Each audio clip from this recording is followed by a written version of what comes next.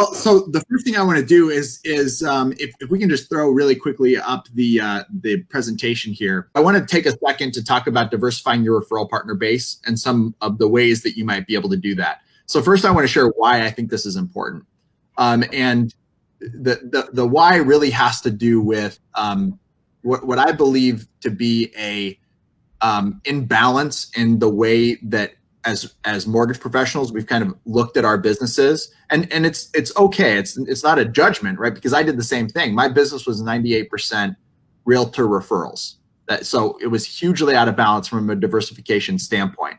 However, what I realize now, and what I've been talking to a lot of other mortgage professionals, mortgage leaders about, and I think we can all see it and feel it, is that technology has started to move the consumer away from the realtor. And what many of you may have felt over the last 3 years, I know I definitely felt it, and I've talked to many others that have, that the ability to refer and the strength of a realtor referral on average has gone down. Meaning 3 years ago, Mark, you might have gotten a referral from a realtor that said, you must use Mark Robertson in order to purchase this home from me, right? You must use him or I will not work with you. And over the last 3 years, there might be still a handful of your very dedicated partners that operate with that mindset, but the population that really have leaned in that direction has started to dwindle a little bit. Would you agree with that?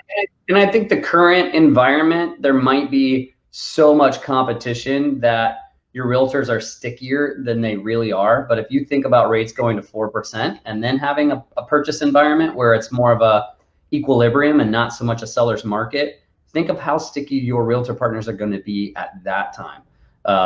Future cast that. So yes, I would agree with that for sure. And I think that it might be a little nuanced right now. I've probably got more stickiness than I would have if it wasn't like, a multiple offer competitive situation on every single deal. Right. No, great point. And the other thing I would offer as the why, and we are going to get into the how here in a second, is that once you are able to crack the code, and it's going to take a different approach than you currently have, because you know how to engage a realtor, right? They are party to the transaction. You know what they need, because they need the same thing you need, right? They need leads to come in, they need them to convert, they need to have a delightful client experience during the transaction. So it's very clear. But financial planners, CPAs, attorneys, that might be a little bit more difficult to find out exactly how you can add value to their business. And it's not as intuitive. However, when you crack the code, and you will if you follow some of the strategies that we have to recommend, and we'll continue to recommend as you join us on these calls, the strength of a referral from a financial services professional or a legal professional is so much stronger than the strength of the average realtor referral. And I'm not saying everyone, because I'm sure, and I know I did have some very strong partnerships that were awesome and that came the referrals came very strong. But imagine the call that said, hey, Mark, my attorney said I had to call you to refinance. Right? Well, your attorney's right, Danny. Let's get that done. yeah, exactly. Or hey, my financial planner said that you're the best person to help me build wealth through real estate. Dude, right? I love it.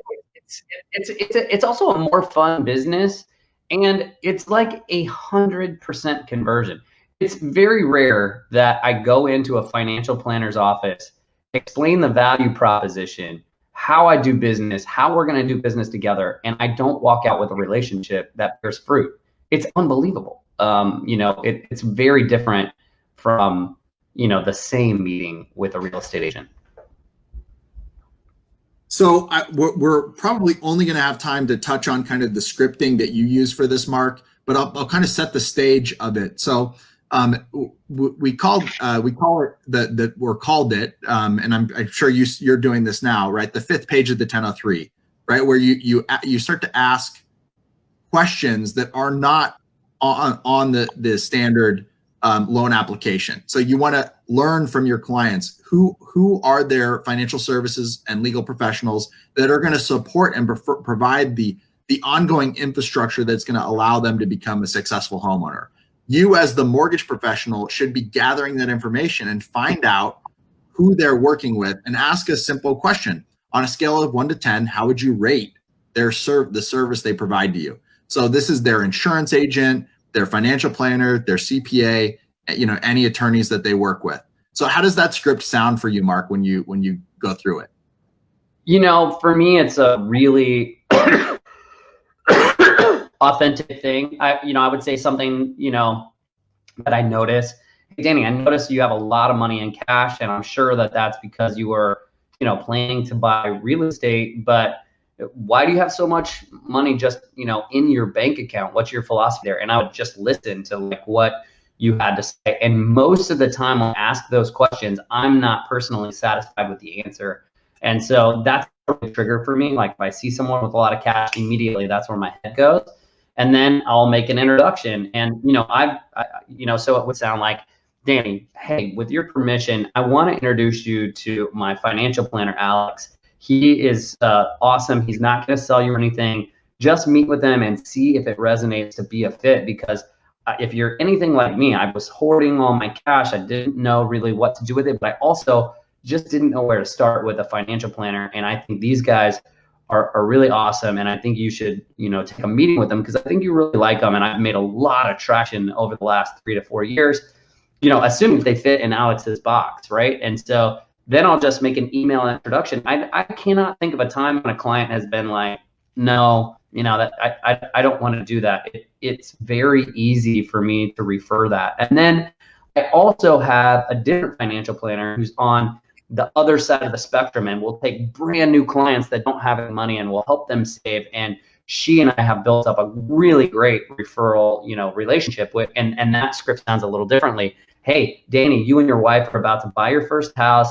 You're about to have a baby. There's so many things that you probably don't know on a financial perspective. And one of the things that I would really love to do with your permission is just introduce you to my financial planner, Mary, who does a really good job of taking families like yours and setting them up for success in the future. And she really understands real estate, and we work as a team together to make this the most successful transaction for you.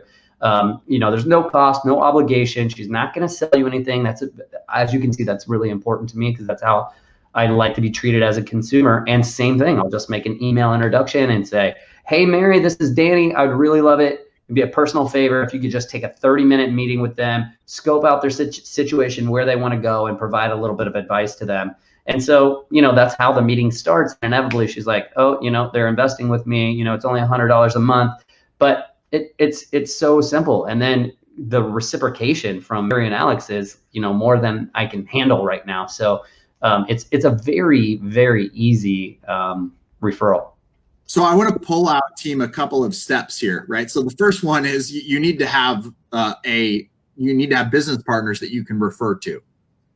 So finding out whether it's your own personal financial planner, CPA, confirming with them that they're in a position to accept referrals, having a meeting with them and asking, who is your ideal client? When I refer you, how do you want me to introduce you, right? What's is it via email, text, phone call? What do you want me to say about your business so that when they come over to you, they're already prepared and they've already built trust in your business based on my transference of that trust. And team, if you can probably read between the lines here, the next thing you want to share with them is, hey, if you ever have referrals, I'd like to offer you what I'd like you to say about my business, right? And how I'd like you to introduce me as a financial services advisor on behalf of your clients, right? So you're creating that reciprocity, and you're also guiding them on how to refer you. Because one of the greatest steps in improving your conversion rate is to filtering out towards your ideal client, and then making sure that the handoff is done in such a way that the expectations set with that future client meet what you're actually able to deliver, right? So you set those expectations on both sides. So let's say you don't have this group of people yet that you can then refer to. So asking that question, how do you rank your CPA, financial planner, a divorce, real estate, 1 to 10, insurance person 1 to 10, right? Wait for them to say they're a 10 and so, wow, that's amazing. I don't hear people give 10s to their, to their insurance agent that often. Would you mind if I reached out to them? I'd love to introduce myself. If they're a 10 for you, I might want to move my policies over. At the very least, I probably have other people that I could refer out to them. Right. And then just that. And then if they're a 7 or below, like, oh, wow, I noticed you rated them as a 7. It sounds like there's some opportunity for your expectations to be met differently or better. Would you mind if I introduced you to somebody who my clients consistently rank as a 10? Right. So now you're opening up a very organic and authentic conversation where you're now the hub of the wheel, right? So you are the one who are bringing the people together and then allowing their needs to be met by the appropriate professional to meet those needs. And you're now the hub of those conversations and the person making those introductions so that the families can have the best opportunity to be served over the long term and to build wealth through real estate.